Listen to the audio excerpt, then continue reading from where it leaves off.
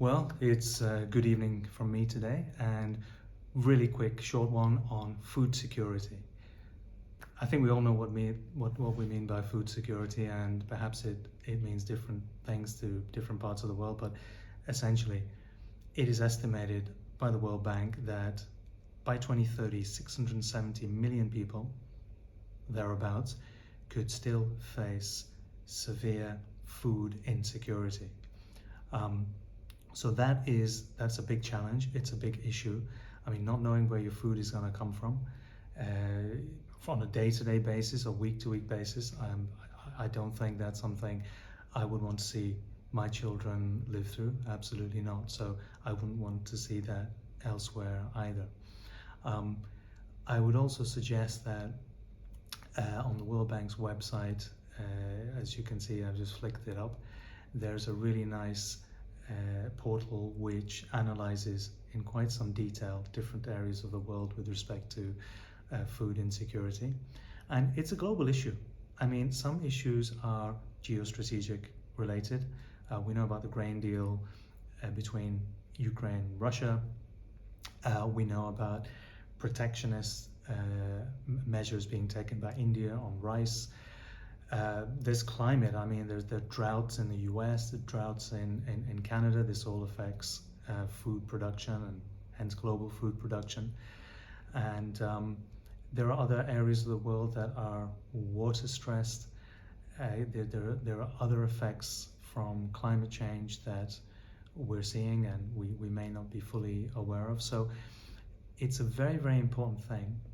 And that's why I think fertilizer is absolutely essential for an investor, for government policymakers, and for countries around the world, because it brings a technological, efficient and innovative solution to a key problem.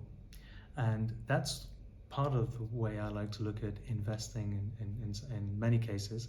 I like to invest in companies that are part of solving problems, and definitely to help feed the world. I think it's important in a way that is sustainable, in a way that is commercial, so it provides people with livelihoods, the ability to trade, etc. I think that's really meritorious in my view, and hence again why I'm covering one of my favorite companies, MINBOS Resources. I previously mentioned that they have this very nice project in Angola, which I'd like to update on because I think there have been quite some progress. But just looking at MINBOS as a company, look, Angola, it's a population of 31 million people, thousands and thousands of small-scale farmers, 57 million hectares of arable land, and this particular project is there in Angola for Angola. I'm borrowing those words, I think, from the CEO himself. So it's a really, really great project, and there's potential for add-ons and expansions to serve that region even further. But just focusing on Angola, I think there's an issue, there's a need, and here's a solution, and there's a purpose. And that's really neat when you find a company that brings a solution, purpose, high-value project. I think it's really, really exciting. The other thing I'd like to move on to is the progress that the project has made. We've had a few updates, etc. And so a couple of updates actually on the second phase of the project, the P4 mining and processing associated with the LFP batteries. The scoping study for that now has started. That's again, it's progress. Another element of progress at the Kashata phosphate mine is the approval of resettlement. Again, that's progress. They're ticking off milestones, and this is what I like to see with companies. Switching now back to the main project, the phosphate fertilizer project.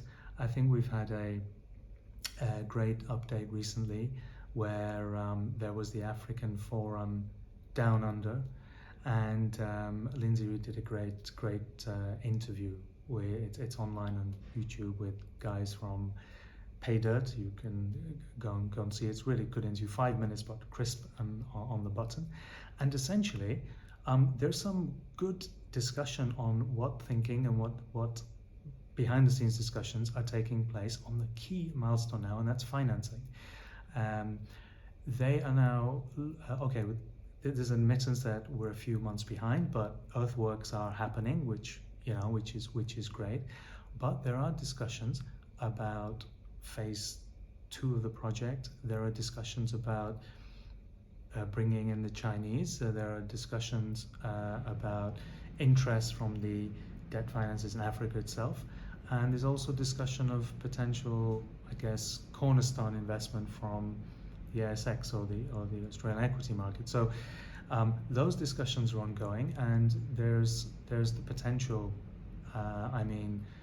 for the project possibly to double in size already and be serving 50% fertilizer and 50% to the LFP side of the project.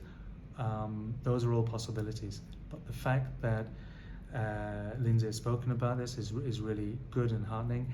On let's say, to provide some balance as investors, we do like to see milestones being kept, but we also understand that things at this stage of the game are very sensitive, and when you're going for a 25-year project, what's a few months to make sure you get it right, you get the financing right, and if you can get financing for an expanded project upfront, that in the long term is really good. So that is a quick update from me on MINBOS Resources, on food security, on initiatives from the World Bank, on the fact that there could be 700 million odd people facing severe food insecurity by 2030.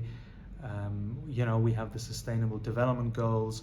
We've got the larger kind of transformation that's ongoing. We've got climate change issues to address and deal with, and I think the food security is a big part of it. Water security is a big part of it, but specifically fertilizer, I think I'm very happy that I have that in my portfolio. And there we go. It's a quick update on MINBOS Resources.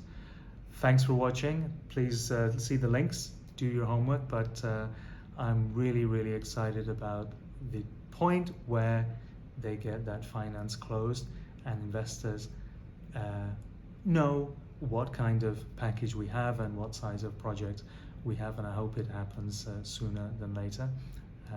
It's all in our CEO's good hands. Thanks for watching. Have a great evening, great morning, wherever you are in the world. Take it easy.